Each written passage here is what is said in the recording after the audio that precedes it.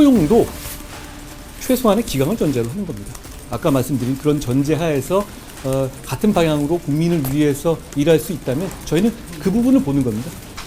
쓴소리도 발전을 위한 쓴소리가 있을 수 있죠. 그렇지 않은 쓴소리도 감정적인 쓴소리도 있을 수 있고요. 그런 부분은 구분될 겁니다. 어떤 특정한 분을 염두에서 말씀드리는 것은 아니고요.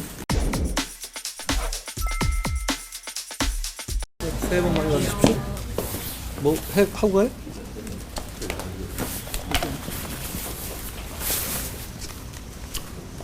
없으시면 새해 복 많이 받으시고. 예?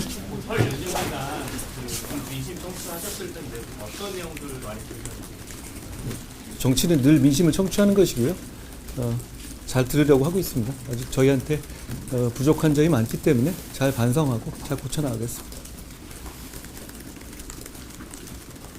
오늘 이제 공천 면접 본격적으로 시작하는데요. 좀 저희랑 중점적으로 보는 내용이 어떤 거냐라고 한 번 더 말씀해 주실 수 있을까요? 면접의 어떤 기준 같은 걸 좀 말씀해 주세요. 면접의 기준은 우리가 하는 정치를 같이 할 분을, 그리고 우리를 대표해서 국민을 대표해서 선민후사할 분을 고르는 게 저희 정치의 목표입니다. 거기에 부합하는 분을 찾으려는 게 우리 공천 시스템의 목표고요. 이번에 오계시 이윤수 기자님. 안녕하세요. 새해 복 많이 받으십시오. 유 기자님은 이름을 말씀 안 하셔도 제가 이름이 못 져서 잘 아는데. 이번에 국정 정치를 말씀하셨는데 이번 공천에서도 어떤 부분에 있어서 더 복잡할 수 있는 정치를 만들지, 또 그리고 어떤 공천에 좀 생각하고 계신지 이야기 듣고 싶습니다. 제가 곱셈 정치라는 말씀을 쓴 것은요. 어차피 정치는 상대적 비교이니까요. 지금 이재명 대표가 이끈 민주당은 이재명 대표를 보호해 줄 사람, 이재명 대표에게 조금이라도 정치적 이익이 되는 사람, 그러니까 이 총선 자체가 아니라 총선 이후의 내부 정치를 감안한 공천과 정치를 하고 있잖아요. 뭐 임종석이든 누구든 어떤 네임드가 됐든 간에 이재명의 경쟁자가 될 수 있거나 이재명이 감옥에 가지 않게 보호해 주는 것에 대해서 쓴소리할 사람들을 다 하나씩 누구의 눈치도 보지 않고 잘라내는 정치를 하고 있죠. 그건 뺄셈 정치입니다. 그건 국민에게 도움되나요? 그렇지 않을 겁니다. 우리 정치는 지금 이 당은 제가 대표로서 이끌고 있는데 우리 당이 제시하는 후보는 저의 개인에게 어떤 종류의 이익이 되는지를 전혀 고려하지 않을 것이고요. 그 이후에 어떤 정치 상황, 뭐 저희도 내부 정치 상황을 겪을 거예요. 정치가 4월 10일이 지나고 나면. 그런데 그 문제는 저희는 전혀 고려하지 않습니다. 무조건 국민을 위해서 도움이 되는 분, 그리고 국민을 위해서 우리가 이기기 위해서 도움이 되는 분, 명분 있는 분이면 저희는 무조건 그분을 공천하는 겁니다. 그렇게 되면 그렇게 다양한 생각을 가진 많은 분들, 그렇지만 전제는 하나입니다. 우리는 자유민주주의 우파 정당입니다. 그렇기 때문에 시장경제와 자유민주주의적 기본 질서를 신봉하고 그걸 지키려 한다는 기본 전제는 있어야 된다. 그 부분이 확고하다면 여러 가지 강론에서의 생각이 다르더라도 저희는 충분히 포용할 수 있고 그래야 강해지는 정당입니다. 그런데 그런 사람들이 모이면 1 더하기 1, 2 더하기 2 이렇게 3 더하기 3, 6이 되지 않고 3명이 모이고 3명이 모였을 때 저희는 시너지 효과 때문에 9가 될 거라고 생각합니다. 그런 정치를 하겠다는 취지입니다. 위원장님 지금 말씀하신 거를 보면 지금 현 정부에 쓴소리를 하고 있는 분들도 계시잖아요. 그 유승민 전 의원님이나 그런 분들도 포함하겠다는. 누구를 특정해서 제가 말씀드리는 건 아니고요. 다만 포용도 최소한의 기강을 전제로 하는 겁니다. 아까 말씀드린 그런 전제 하에서 같은 방향으로 국민을 위해서 일할 수 있다면 저희는 그 부분을 보는 겁니다. 쓴소리도 발전을 위한 쓴소리가 있을 수 있죠. 그렇지 않은 쓴소리도 감정적인 쓴소리도 있을 수 있고요. 그런 부분은 구분될 겁니다. 어떤 특정한 분을 염두에서 말씀드리는 것은 아니고요. 설 기간에 대통령 부담에 대한 평가는 어땠을까요? 제가 이 질문에 대한 답을 이미 드렸으니까 따로는 안 드리겠는데요. 평가는, 정치에 대한 평가는 국민께서 하시는 겁니다. 채널의 실수입니다. 네, 안녕하세요. 홍익표 원내대표가 어제 라디오에서 만주에서 독립운동한 사람들은 제대로 된 교육을 못 받다 보니까 이라고 말하면서 검사 대체를 함께 비판을 했는데 그거는 교육이라는 건 굉장히 넓은 의미가 있잖아요. 저는 만주에 독립운동 하던 분들이야말로 정말로 이 살아있는 교육을 받았던 분들 아닌가 싶은데요. 그러니까 자기 헌신하고 용기 냈던 거 아닌가요? 저는 굉장히 이상한 말이라고 생각합니다. 일단 민주당이 꼭 하면 이러잖아요.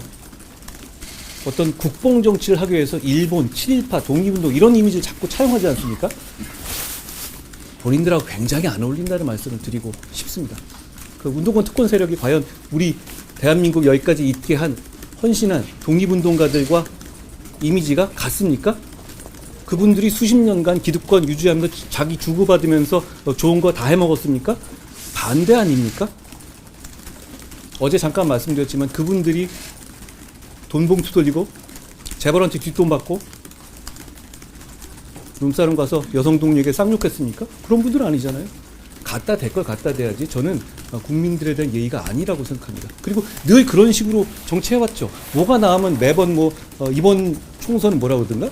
한일전이다? 그건 축구 볼 때 하는 얘기고요. 그런 식의 정치 국민에게 도움되지 않습니다.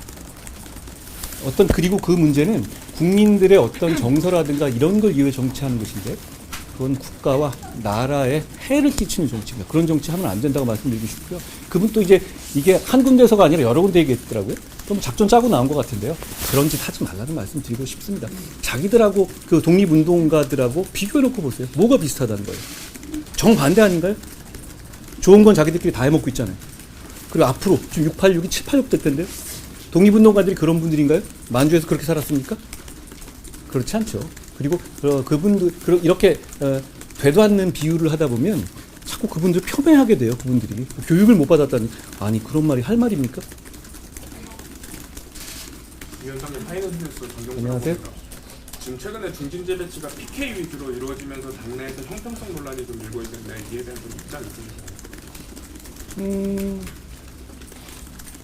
이렇게 이해하시면 됩니다. 이게 저희가 굉장히 강세 지역에서 오랫동안 봉사해왔던 중진들은 굉장한 어떤 그 자체의 힘을 갖고 계시잖아요. 그 힘을 국민을 위해서 우리가 이기는데 잘 쓰기 위해서 저희가 재배치하는 게 필요한 것이잖아요. 그런 면으로 이해해 주시면 될 것 같아요. 그러니까 예를 들어서 서울이라든가 다른 곳도 꽤 많이 하고 있잖아요. 그러니까 그게 어느 한 곳에만 그렇게 볼 건 아닌데, 그런데 공천이라는 게 그렇잖아요. 공천은 우리 당 전체의 공천이기도 하지만 자기 인생을 걸고 정치하는 분 입장에서는 자기의 어떤 정치적인 커리어와 인생을 거는 문제니까 예민해지실 수밖에 없어요. 그런 문제가 있는 것인데, 그런 문제에 대해서 저희가 잘 설득하고 그분들의 어떤 그 마음으로서의 동의, 그리고 그럼에도 불구하고 함께 가는 걸 이끌어내는 것은 그건 제 몫인 것 같습니다. 그러니까 거기에 대해서 반발하는 분들이 있을 수 있어요. 근데 반발하는 것도 이해가 가는 면이 있어요. 제가 더 낮은 자세로 충분히 진정성 있게 잘 설득하겠습니다. 그러려고 제가 불출마한 겁니다. 제가 나가면서 당신들 안 나가는 거 희생하는 거 이래야 된다 얘기하면 이상할 것 같았어요. 제가 그것 때문에 처음에 제가 불출마하겠다고 얘기했던 겁니다. 안녕하세요. 같이 얘기 나와서 말씀드렸는데 강남 같은 경우에는 강남에선 불과하면 경기지하고 차출한다 이런 보도가 나왔더라고요. 관련해서 위원장님 입장 특정한 분을 어디에 자배치한다는 이런 문제를 제가 언급한 적절하지 않은데요. 다만 저희가 이미 많은 사랑을 받고 있는 지역에는 저희는 좀 이 다른 곳에서 싸워서 이기실 수 있는 분들이 있잖아요. 그런 분들은 좀 헌신해서 그 다른 곳에서 이겨주시면 뭐 그거는 굉장히 쉬운 산수잖아요. 그리고 그런 것이 저희를 지지하시는 동료 시민들께서 우리에게 기대하는 바일 것 같아요.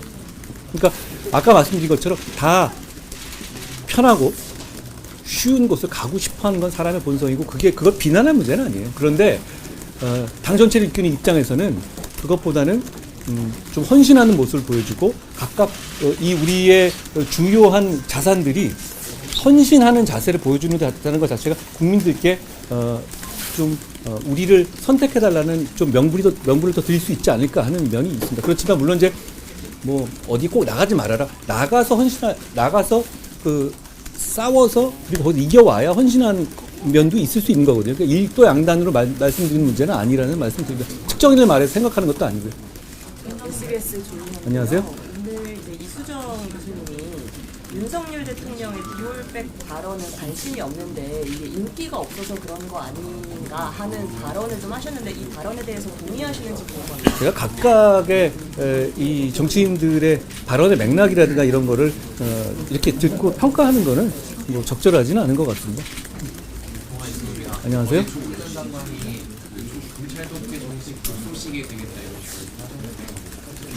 제가 이렇게 말씀드리고 싶어요. 저는 조국 전 장관을 비난하고 싶지는 않아요.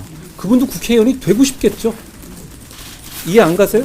조국 씨 자체가 국회의원이 되고 싶다는 것 자체는 이해가 갑니다. 저는 그거에 대해서 비난하고 싶지 않아요. 그런데 저는 문제가 뭐냐면 이 얘기를 드리고 싶어요. 이재명 대표와 민주당이 결국 이 선거제를 관철하고 있죠.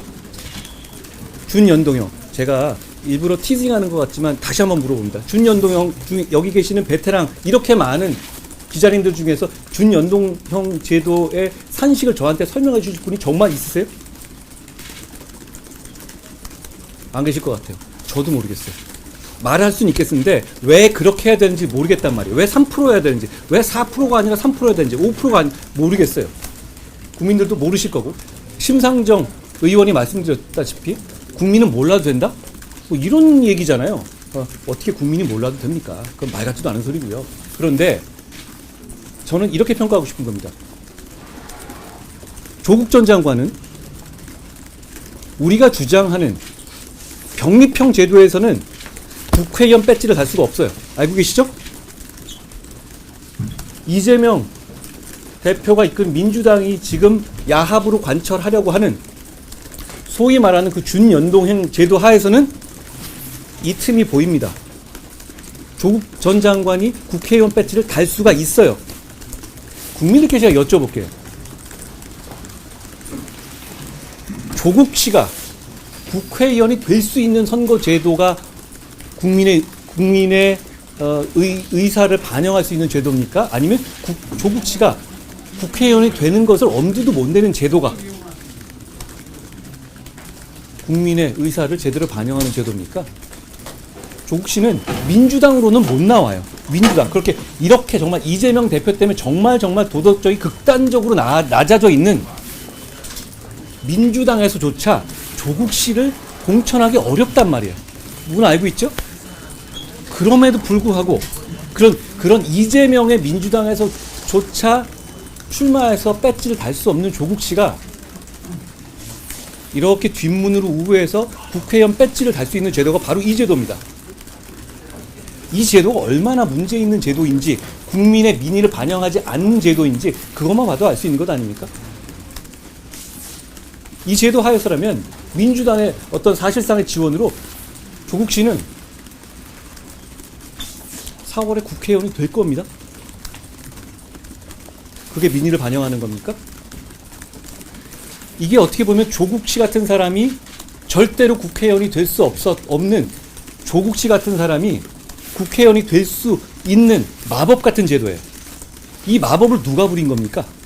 이재명 대표와 민주당이 부린 겁니다. 거기에 대해서 국민의 확실한 평가를 받아야 합니다. 선거제도는 누구를 당선되게 하는 것도 중요하지만 절대로 당선되지 않아야 하는 사람은 당선되지 않도록 하는 것도 중요한 제도인 겁니다.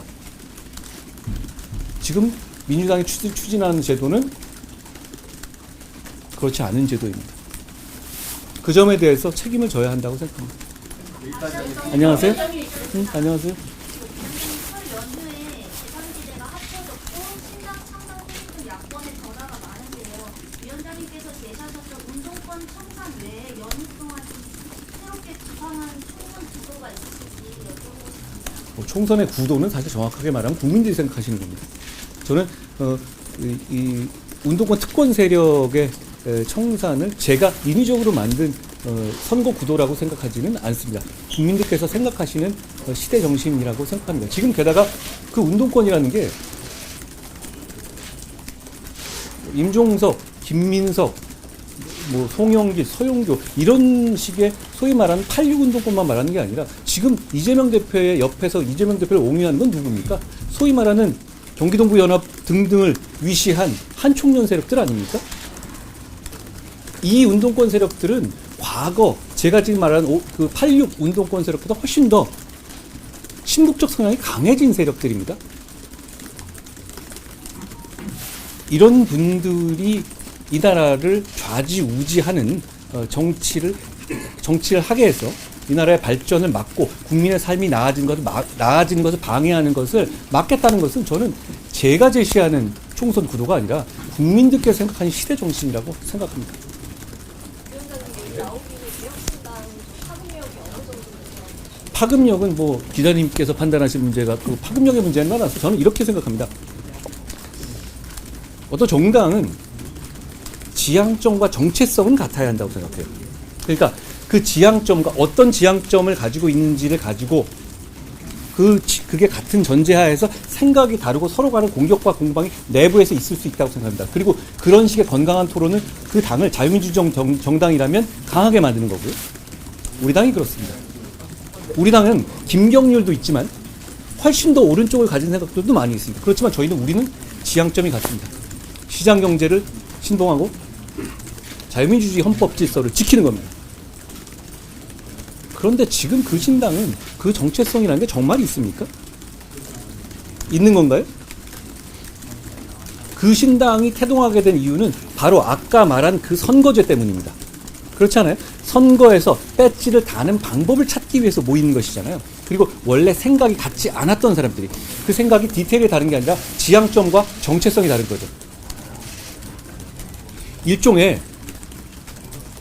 영주권 얻기 위한 위장결혼 비슷한 것 아닙니까? 생각이 다르고 생각을 같이 모을 생각이 없잖아요. 일반적인 정당의 형태는 아니라고 생각합니다. 그 이상의 파급력이라든가 그 정당의 미래에 대해서는 제가 평가할 위치에 있지 않습니다. 이 정도까지 여기까지만 하겠습니다. 고맙습니다. 새해 복 많이 받으세요. 새해 복 많이 받으세요. 많이 오셨네요. 고맙습니다.